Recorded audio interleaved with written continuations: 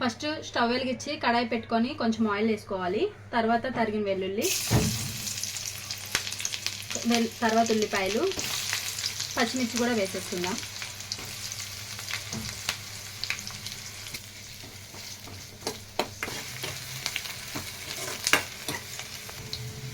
కొంచెం onions brown colour వచ్చాక 2 గ్లాసులు వాటర్ పోసుకుందాం.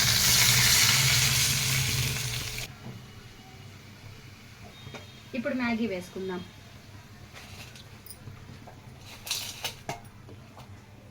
మ్యాగీ కొంచెం బాయిల్ అయ్యాక మనము మసాలా వేసుకుందాం, మ్యాగీ మసాలా. ఇంకా కొంచెం బాయిల్ అవ్వాలి ఫ్రెండ్స్. ఓకే, ఉడికిపోయింది ఫ్రెండ్స్. తర్వాత మనం మసాలా వేసుకుందాం.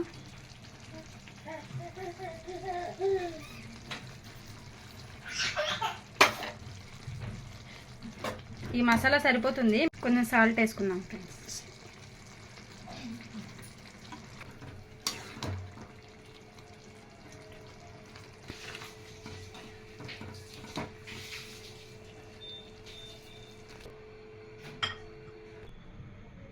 అయిపోయింది ఫ్రెండ్స్ మ్యాగీ మసాలా.